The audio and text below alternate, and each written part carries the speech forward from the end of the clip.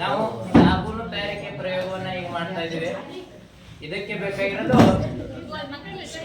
ಒಂದು spirit lamp, ಒಂದು ಕಬ್ಬಿಣದ ಸ್ಟ್ಯಾಂಡ್, ಮತ್ತೆ ವೈರ್ ಗಾಜ್. ಈ ವೈರ್ ಗಾಜ್ ಅನ್ನ ಈ ಉರಿಯುತ್ತಿರುವ ಸ್ಪಿರಿಟ್ ಲ್ಯಾಂಪ್ ಮೇಲೆ ಇರಿಸಬೇಕು. ನಂತರ ಒಂದು ಬೀಕರ್ ತಗೊಂಡು ಅದರ ಮೇಲಿಟ್ಟು ಅದರಲ್ಲಿ ಯಾವುದೋ ಒಂದು ವೆಜಿಟೇಬಲ್ ಆಯಿಲ್, ಈ ವೆಜಿಟೇಬಲ್ ಆಯಿಲ್ ಕೊಬ್ಬರಿ ಎಣ್ಣೆ, ಸೂರ್ಯಕಾಂತಿ ಎಣ್ಣೆ, ಯಾವುದೇ ಎಣ್ಣೆ ಇರ್ಬೋದು, ಅದನ್ನ ನಾವು ಮೊದಲು ಏನ್ ಮಾಡ್ಬೇಕು, ಕಾಯಿಸ್ಬೇಕು. ಕಾಯಿಸಿ ಸುಮಾರು 43 ಡಿಗ್ರಿ ಸೆಲ್ಸಿಯಸ್ಗೆ ತಗೊಂಡ್ಬರ್ಬೇಕು. ಎಷ್ಟ್ರಿ? 43 ಡಿಗ್ರಿ ಸೆಲ್ಸಿಯಸ್ಗೆ ಇದನ್ನೇ 43 ಡಿಗ್ರಿ ಸೆಲ್ಸಿಯಸ್ಗೆ ಇದನ್ನ ಯಾಕೆ ತಗೊಂಡ್ಬರ್ಬೇಕಂದ್ರೆ, ಇದ್ರಾಗ ನಾವು ಏನು ಸೋಡಿಯಂ ಹೈಡ್ರಾಕ್ಸೈಡ್ ಬೆರೆಸ್ತೇವಲ್ಲ, ಆ ಸೋಡಿಯಂ ಹೈಡ್ರಾಕ್ಸೈಡ್ ನೀರಿಗೆ ಬೆರೆಸಿದ ನಂತರ ಅದು ಕೂಡ ಎಷ್ಟಿರ್ತದೆ? 43 ಡಿಗ್ರಿ ಸೆಲ್ಸಿಯಸ್. ಅದಕ್ಕೆ ಈಗ ಏನ್ ಮಾಡೋಣ, ಸ್ವಲ್ಪ ಸೋಡಿಯಂ ಹೈಡ್ರಾಕ್ಸೈಡ್ ದ್ರಾವಣವನ್ನ ತಯಾರಿಸೋಣ. ಈ ಸೋಡಿಯಂ ಹೈಡ್ರಾಕ್ಸೈಡ್ ದ್ರಾವಣ ತಯಾರಿಸಬೇಕಾದ್ರೆ ನೀರಿಗೆ ಇವೇನೋ ಸೋಡಿಯಂ ಹೈಡ್ರಾಕ್ಸೈಡ್ ಪೆಲ್ಲೆಟ್ಗಳು, ಹೌದಾ?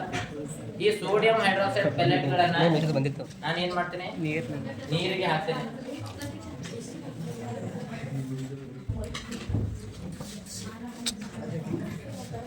ಈಗ ನೋಡಿ, ಇದು ಬಿಸಿ ಆಗಿರ್ತದೆ.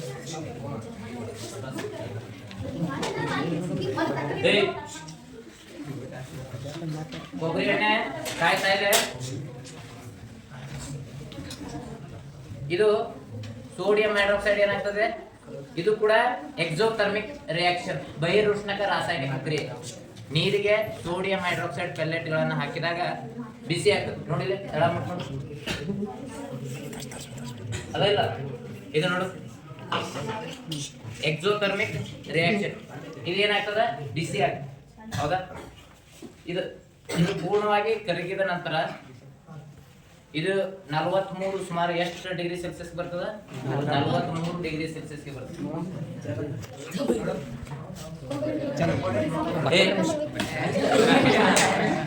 ಈಗ ಏನ್ ಮಾಡೋಣ,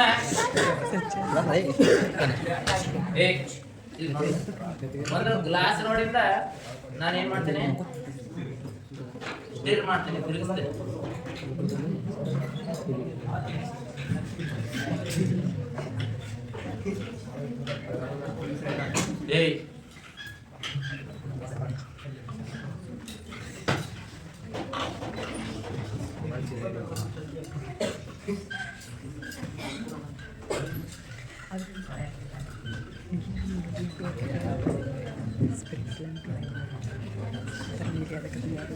ಈಗ ಏನ್ ಬೆರೆಸ್ತೇವಲ್ಲ, ಎರಡರ ಒಂದು ತಾಪಮಾನ ಒಂದೇ ಆಗಿರ್ಬೇಕು.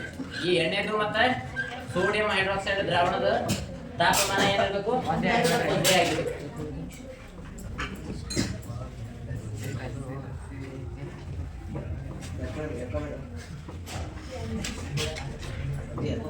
ಈಗ ನೋಡೋಣ,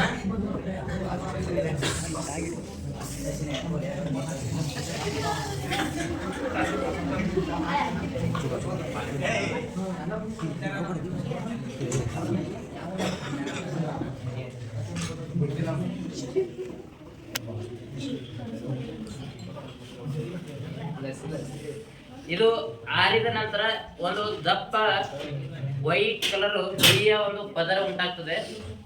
ಅದೇ ಏನು, ಸಾಬೂನು.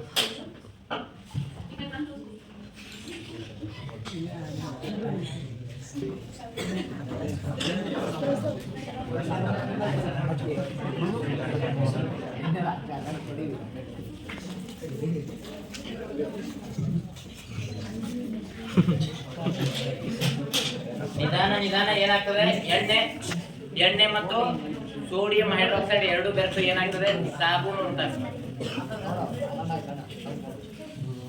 ಇದು ಆರಿದ ನಂತರ ಒಂದು ದಪ್ಪ ಒಂದು ಸಾಬೂನಿನ ಪದರ ಉಂಟಾಗ್ತದೆ.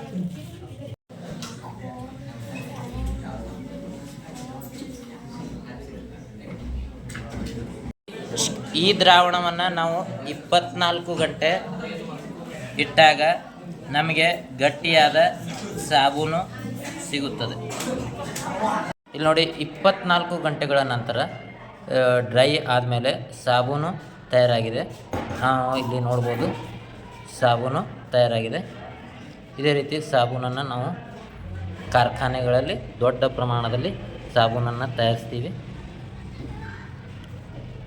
ಇದಕ್ಕೆ ಕಾರ್ಖಾನೆಗಳಲ್ಲಿ ಬುರುಗು ಬರುವಂತಹ ರಾಸಾಯನಿಕಗಳನ್ನು ಸೇರಿಸ್ತಾರೆ. ಸೇರಿಸಿ ನೀವು ಕೈಯನ್ನು ತೊಳೆದಾಗ ಬುರುಗು ಉಂಟಾಗ್ತದೆ ಮತ್ತು ಕೈ ಸ್ವಚ್ಛ ಆಗ್ತದೆ. ಇದು